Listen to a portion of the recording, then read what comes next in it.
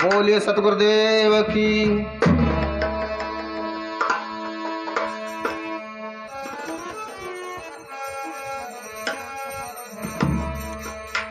आया है सो जाएगा राजा रंग की फकीर, क्यों सिंहासन चढ़ चला, क्यों बांधा जात जजीर। इसी पर ये भजन पेश है, आप लोग गौर कीजिएगा।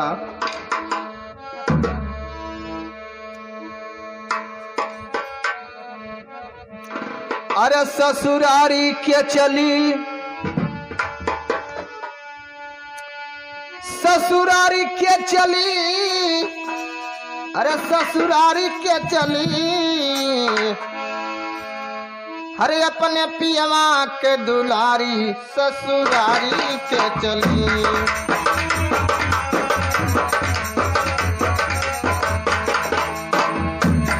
अपने पियवा के दुलारी ससुरारी के चली।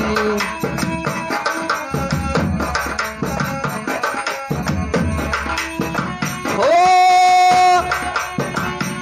ससुरारी के चली, अरे ससुरारी के चली, अपने पियवा के दुलारी ससुरारी के चली।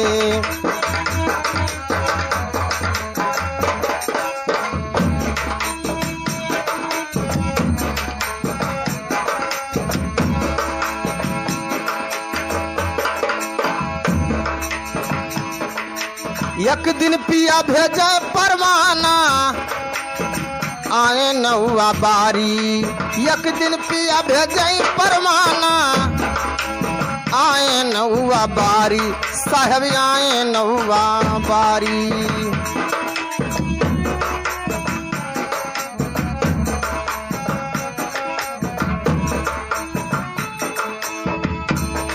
अरे देख के लोग व्याकुल भइले,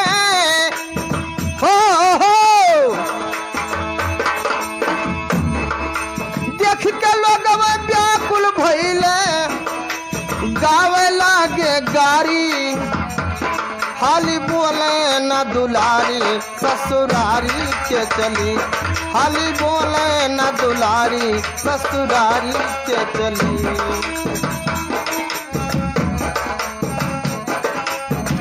ओ ससुरारी के चली, अरे ससुरारी के चली, अपने साहेब के दुलारी ससुरारी के चली।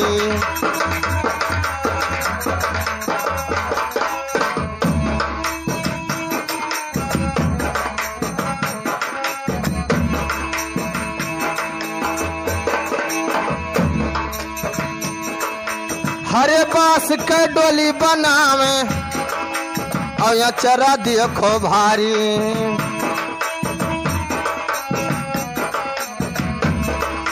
हरे बांस के डोली बनावे, और यहाँ चरा देखो भारी।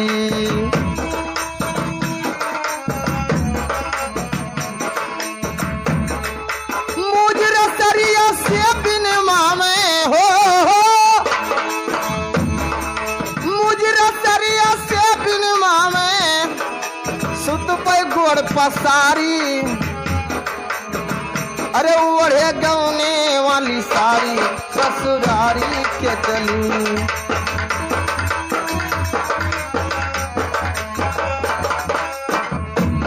ओढ़े गौने वाला सारी ससुरारी के चली।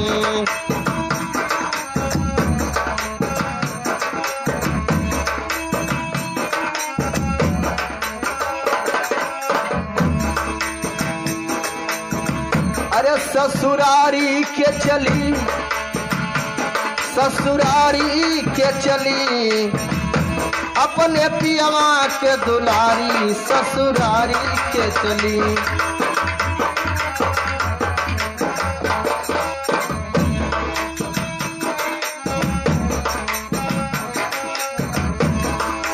चार जने मिल कान्हे भई के और रास्ता ले सिधारी। चार जने मिल कान्हे धई के और रास्ता ले सिधारी।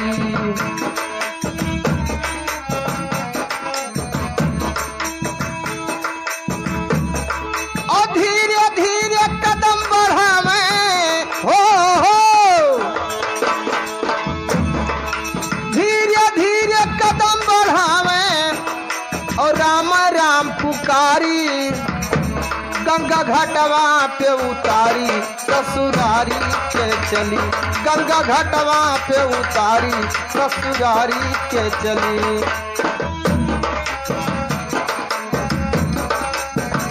ओ ससुरारी के चली, ससुरारी के चली। गंगा घाटवा पे उतारी ससुरारी के चली।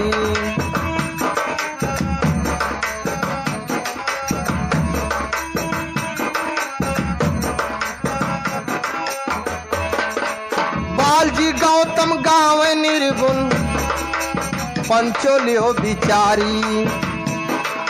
बालजी गौतम गाँव निर्गुण पंचोलियो बिचारी। अब बिना भजन के पार न पैबो हो, बिना भजन के पार न पैबो।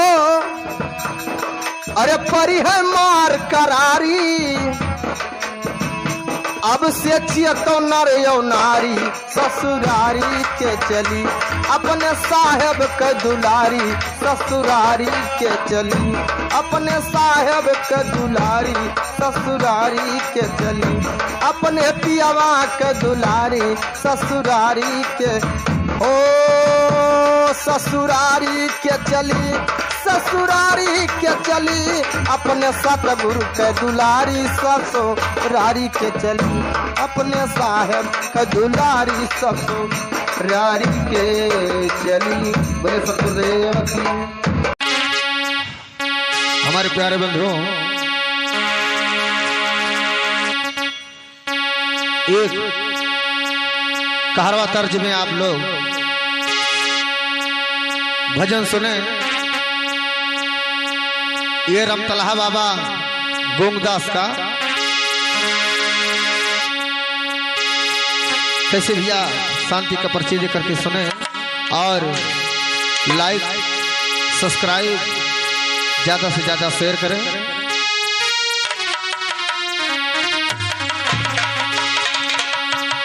अरे नैनवा में लागा अरे फुलारी तोहरे नैना में लागा। फुलारी तोहरे नैना में लागा।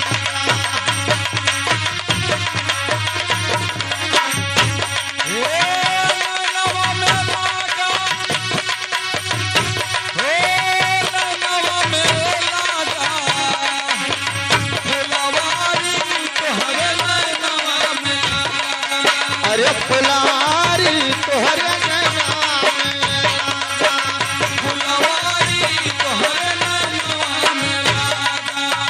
फुलवारी तोहरे नैनवा में लागा। नैनवा में लागा, नैनवा में लागा। फुलारी तोहरे नैना में लागा। फुलवारी तोहरे नैनवा में लागा।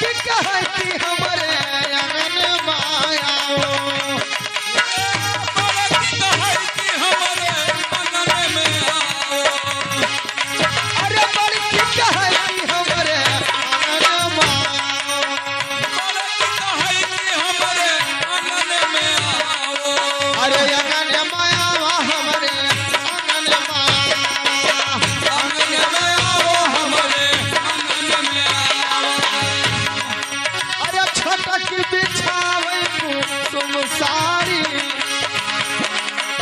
छोट की बिछावे कुसुम साड़ी तोहरे नाम लागे फुलवारी तोहरे नाम लागे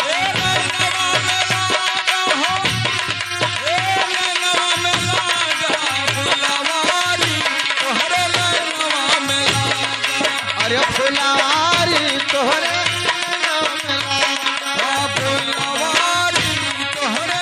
नाम लागे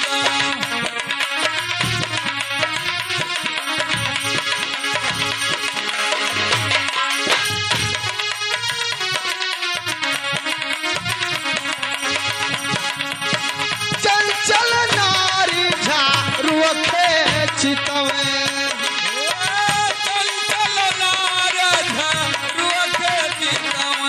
अरे चंचल नारी झारू चितवे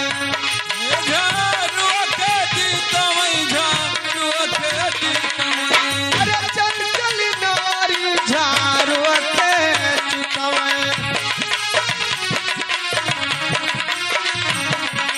अरे घूंघट वाली ना सनकारी तोहरे नाम लागा फुलवारी तोहरे नाम लागा फुलवारी तोहरे नाम लागा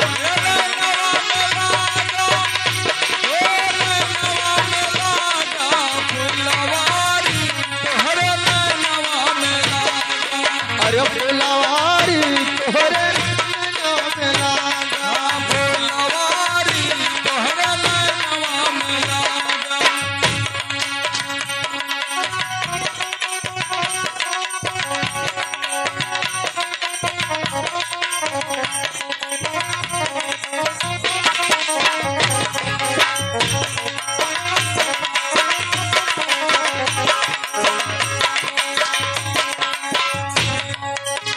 गुंडस साहेब या नंद महल माया नंद महल माया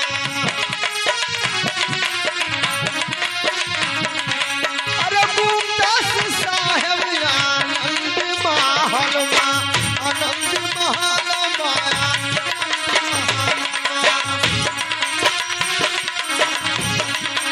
अरे भगन दास साहेब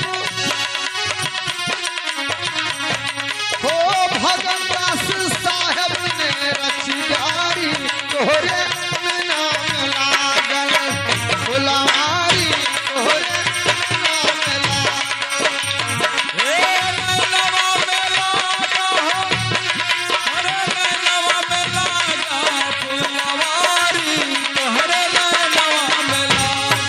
अरे फुलवारी तोहरे नाम लागा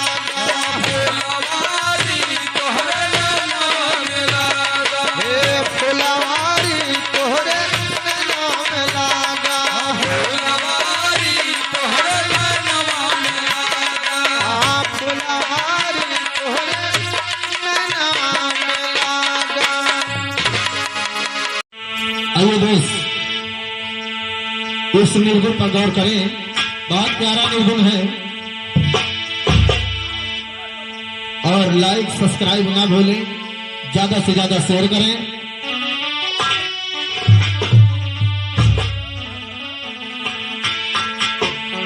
अरे आई गाना सारी आई गए गाना सारी उमर अजा हो मोरी सारी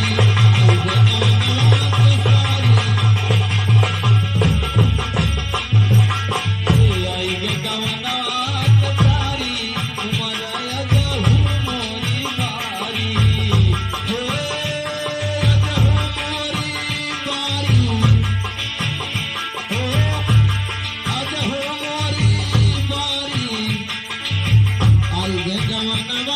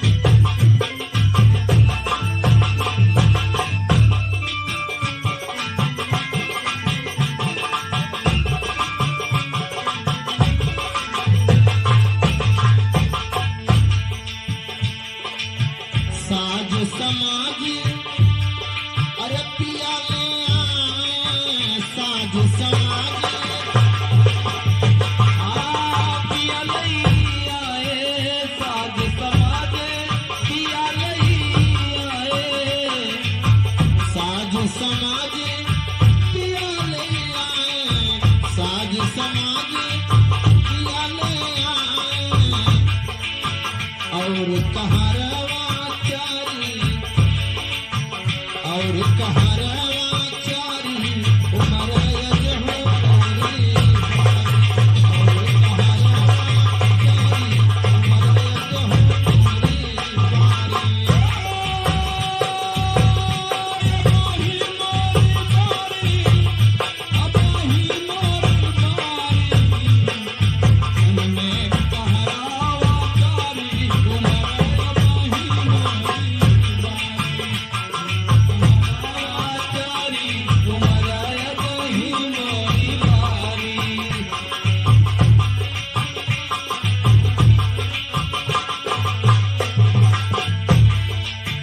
विधिगत बाम कछु समझ परे ना, विधिगत बाम कछु समझ परे ना, विधिगत बाम कछु समझ परे ना, विधिगत बाम कछु समझ परे ना, विधिगत बाम कछु समझ परे ना, गौरी भई महतारी, गौरी भई हो महतारी उमर यजहो री, गौरी भई महतारी हो मोरी बारी, गौरी भई महतारी उमर यजहो मोरी बारी,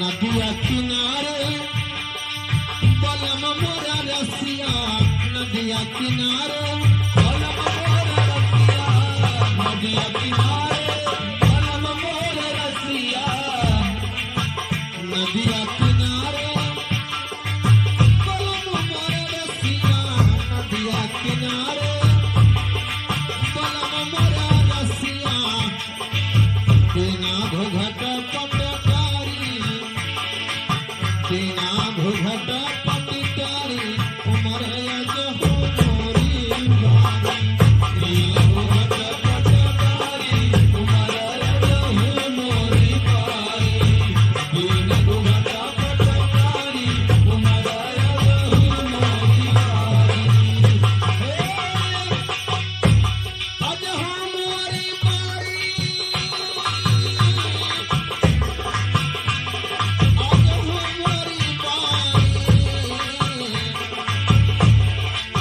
बिना घूंघट पटकारी उमर यजहो मोरी बारी, बिना घूंघट पटकारी उमर यजहो मोरी बारी, आई गवनवा तकारी उमर यजहो मोरी बारी।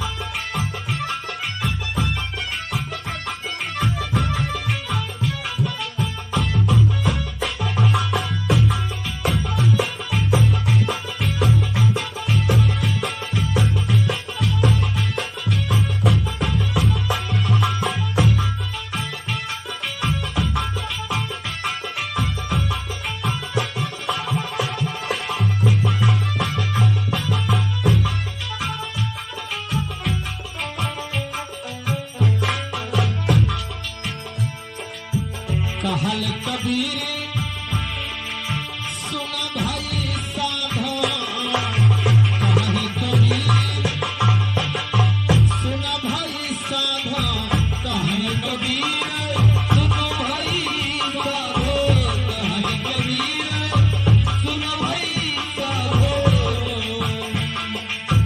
कहीं कबीर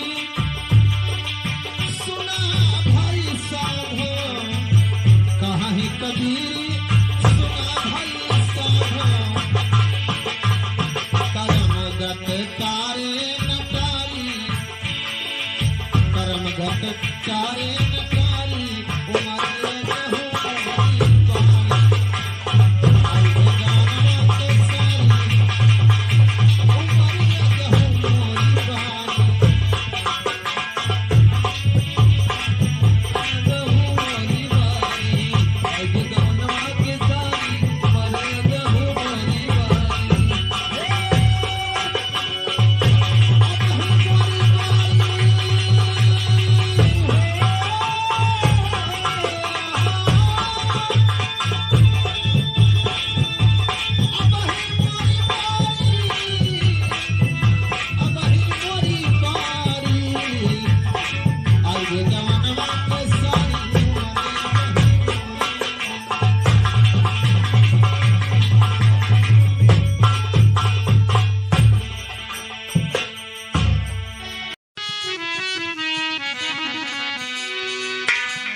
अरे सासु मार निसदीन बोलिया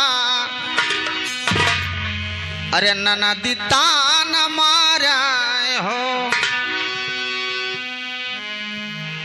सासु मारे निसदीन बोलिया अरे ननदी तान मारा हो हरे राम कमुने करमवा से चूक्यों राम कमुने करमवा से चूक्यों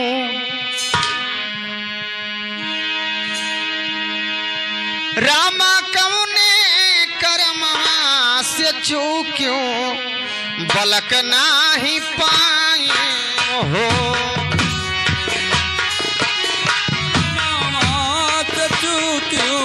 बलक नाही पायू हो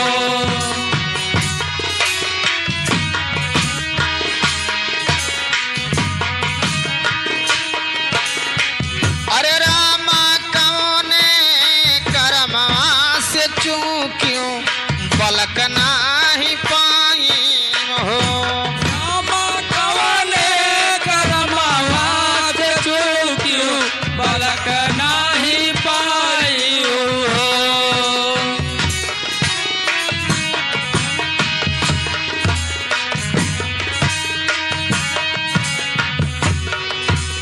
अरे पेड़वा पे बोलेला सुगनमा मधुर बोलिया बोले मधुर बोलिया बोला हो पेड़वा पे बोलेला सुगनमा मधुर बोलिया बोले मधुर बोलिया बोले हो रामा माता पिता के गारी आयु रामा माता पिता के गारी आयु कर्मवा से चूकी हो माता पिता के गारी आयु करमवा से चूक्यू हो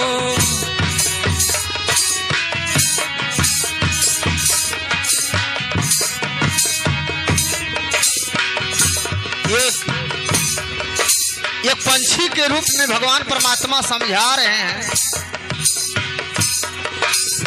कि दुनिया संसार में माता पिता से बढ़कर के कोई भगवान नहीं है। दुनिया में माता पिता से बढ़ करके कोई भगवान नहीं है, लेकिन अपने माता पिता को जो गाली देता है वो बहुत बड़ा कर्म से अभागा होता है। रामा माता पिता के गारी आयु कर्मवा से चूकी हो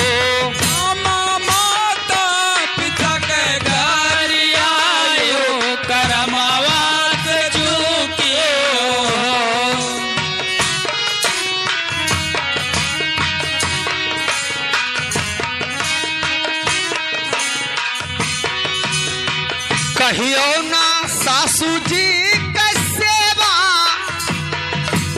जेठानी जी से झगड़ी हूँ जेठानी जी से झगड़ी हूँ हो कहियो ना सासू जी कैसे बा जेठानी जी से झगड़ी हूँ जेठानी जी से झगड़ी हूँ हो रामा द्वारे से लौटे भिखरिया रामा द्वारे से लौटे भिखरिया पलक कैसे पई हो ललन कैसे पैहा हो रामा द्वारे से लौटे भिखरिया ललन कैसे पैया हो कैसे पैबू हो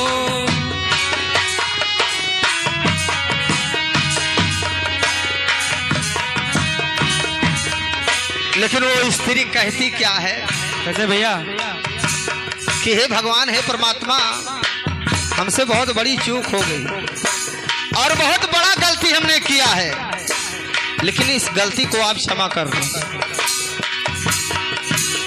अरे सुगना तू बोलिया सुनायो हम समझायो हम समझाया हो सुगना तू बोलिया सुनायो हमें समझायो हमें समझाया हो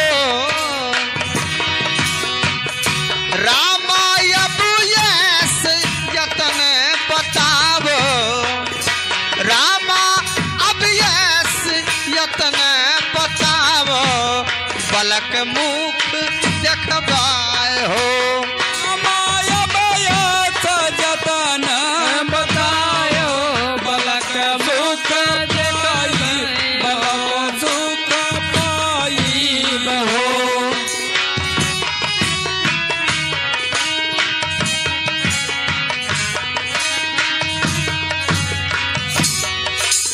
अरे नित उठ प्रातः नहाइबे सूरज पैया लागी सासू के पाग लागी ससुर पाग लागी हो नित उठ बात नहाइबे सूरज पैया लागी सूरज पैया लागी न हो अरे नित उठ रोजे नहाइबे सूरज पैया लागी सासू के पाग लागी ससुर पाग लागी रामा भूखे क भोजन करइबे हम नंगे के बसतार हो रामा भूखे के भोजन करइबे और नंगे के बस्तर हो भूखे के भोजन करइबे हम नंगे के बसतार हो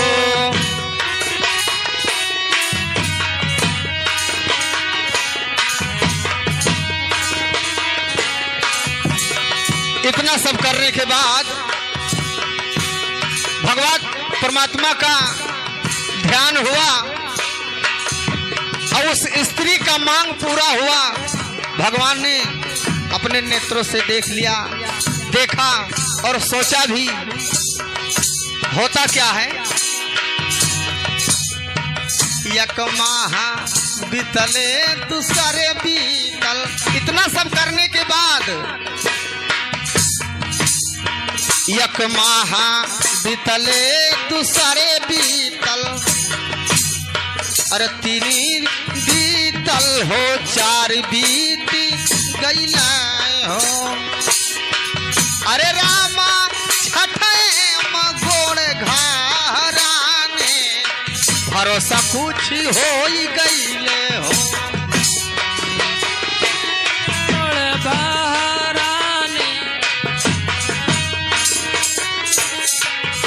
रामा छठे गोड़ घराने भरोसा कुछ हो ही गईल हो।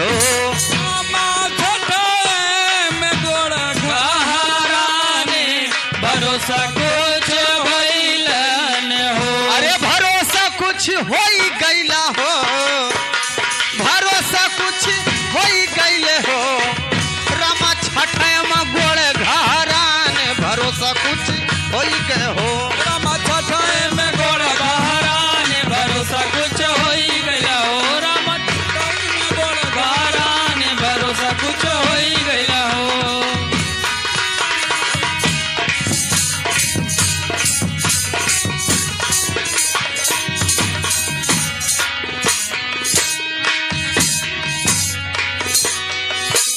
अरे 6 माह बीतल कि 7 बीतल 8 बीत गईला हो। 6 माह बीतल कि 7 बीतल 8 बीत गईले हो।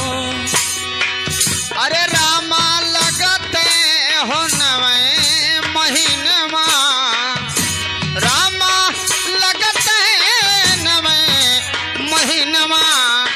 अरे बबुआ जन्म ली हो। रामा लगत नवामा महीनावा कि ललना के जन्म भयो हो। अरे बबुआ जन्म लिए हो। रामा लगता है 9वें महीनामा, बबुआ जन्म लिए। रामा लगते हो 9वें महीनामा, बबुआ जन्म लिए हो। लगत है नवा महीना कि बबुआ जन्म लिए हो। रामा लगत है नवा महीना कि बबुआ जन्म लिए हो।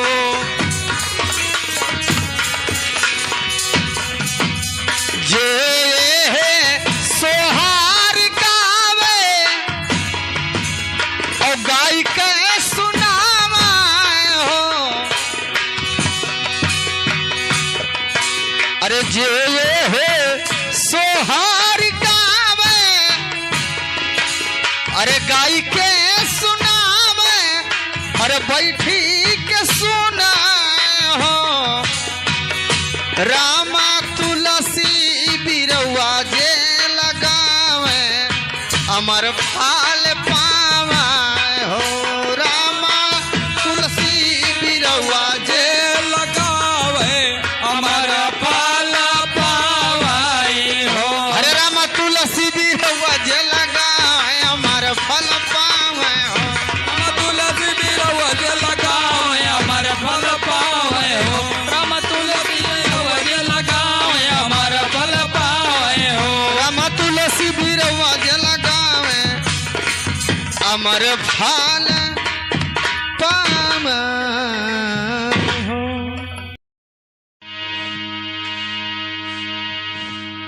अब आप लोग के समस्त ये सोहर मंगल पेश होने जा रहा है। अनेकों प्रकार के आप लोगों ने भजन निर्गुण आप लोगों ने सुना। अब आइए सोहर सुने। हमारे जो ढोलक पर साथ दे रहे हैं हमारे रामदास उर्फ पंकज, और नकारा पर साथ दे रहे हैं हमारे रामनिवास यादव जी, और हमें तो आप लोग जानते हैं बालजी गौतम के नाम से। और ये जो हमारे साथी कलाकार मुरली विश्वकर्मा, थाना ढेबरुआ, जनपद सिद्धार्थ नगर, तो आप लोग गौर से सुने और आशीर्वाद का कामना करें।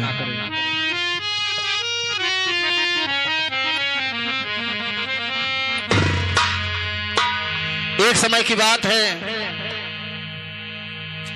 महाराज दशरथ जी अपने सिंहासन पर बैठे हैं, सोच रहे हैं। क्या सोच रहे हैं?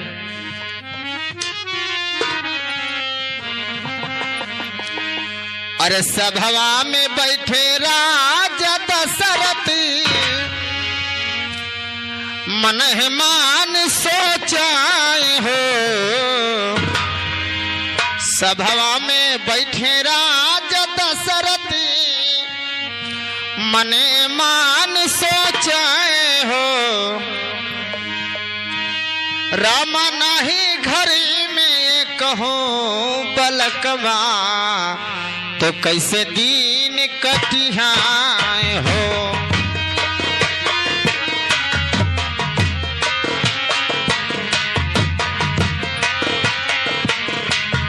रामा नहीं घर में ये कहो बलकवा कैसे दीन कटिहाए हो।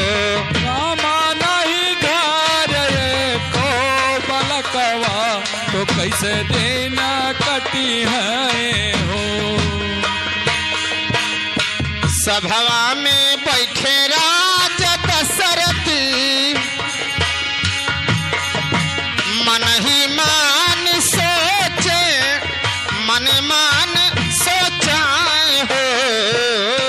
सभवा में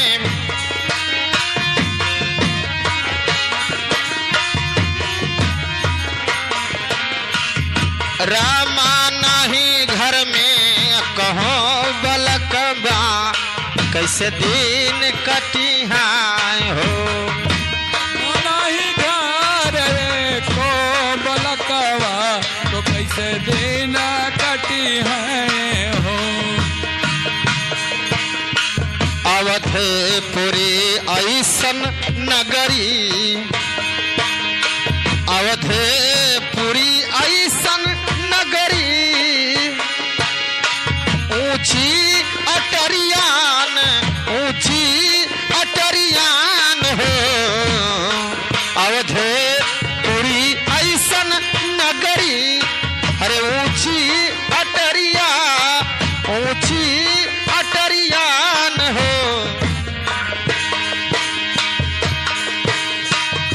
रामा लागे महल यार ओ रामा लागे महल यार एक बलक बीन हो।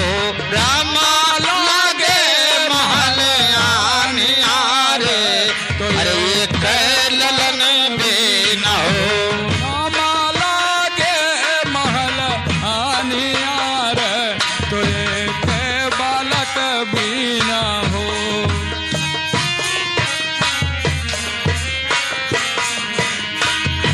ये हमारे भैया महाराज जी दशरथ जी इतना बात मन में सोच करके कि हमारे तो कोई चीज की कमी नहीं है, हमारे पास राजा प्रजा सब कुछ है, लेकिन एक औलाद बिना ये महल सोना सोना सी है।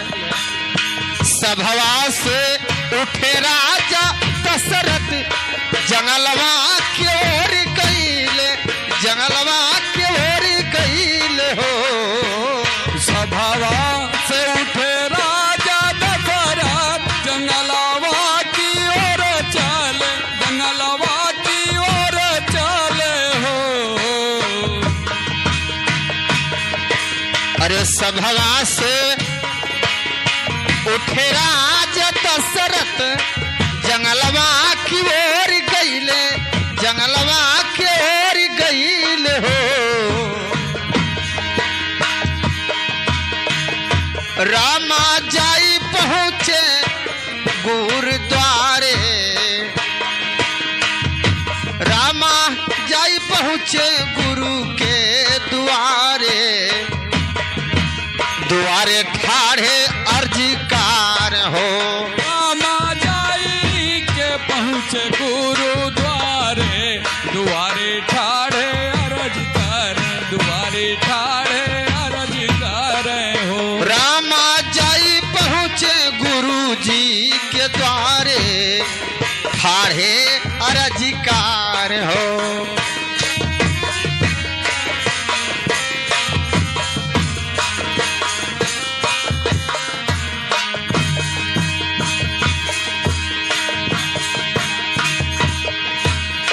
कई के बियाह हम तीन बलक नाही पायो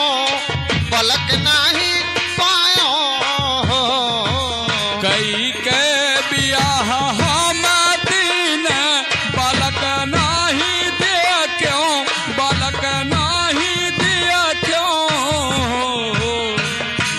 महाराज राजा दशरथ 3 विवाह किए थे, उनके पास 3 स्त्री थी, लेकिन 3 स्त्री होते हुए एक औलाद बिना ये सोने का महल सोना सोना सी है।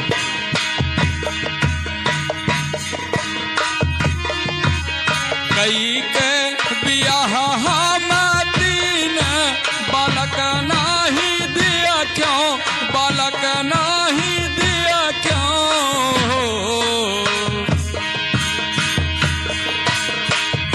गुरु ऐसान जतन बताओ, हो गुरु ऐसान जतन बताओ। बधैया घार बाजे, बधैया घार बाजाए हो। गुरु ऐसान जतन बताओ, बधैया घर बाजे। अरे बधैया घर बाजे हो, बधैया घर बाजे हो। गुरु ऐसन जतन बताओ, बधैया घर बाजे हो। गुरु ऐसन जतन बताओ, बधैया घर बाजे हो।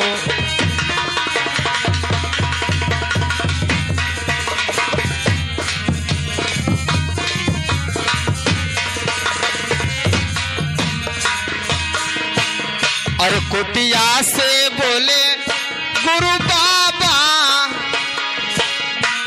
कुटिया से बोले गुरु बाबा। सुनो राजा दशरथ, सुनो राजा दशरथ हो। कुटिया से बोले गुरु बाबा, सुनो राजा दशरथ, सुनो राजा दशरथ हो। राजा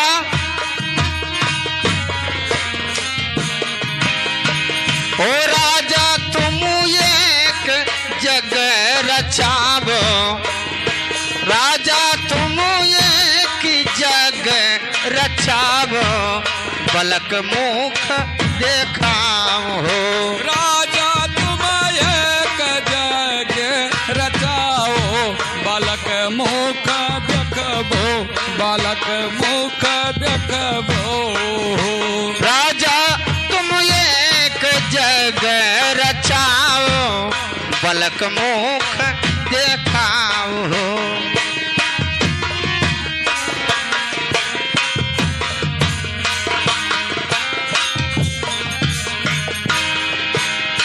हाथियो घोड़ा संकल्प, गौ दान कराओ, गौ दान करावाओ हो। हाथियो घोड़ा संकल्प हो गौदान करावो, हो गौदान करावो। हाथियो घोड़ा संकल्प हो, गौदान कराओ, गौदान करावाओ हो। राजा विपरे के नेवत खियावो, राजा विप्री के नेवत खियावो। सफल फाल पावाओ हो। ओ राजा विप्रन कनव देखियाओ, सफल होई कारज, सफल होई कारज हो। अरे सफल होई कारज हो, सफल होई कारज हो। रामा विप्री के नेमत खियाओ, सफल होई कारज हो। रामा विप्रन कनव देखियाओ, सफल होई कारज हो। राजा विप्री के नेमत खियाओ, सफल होई कारज हो।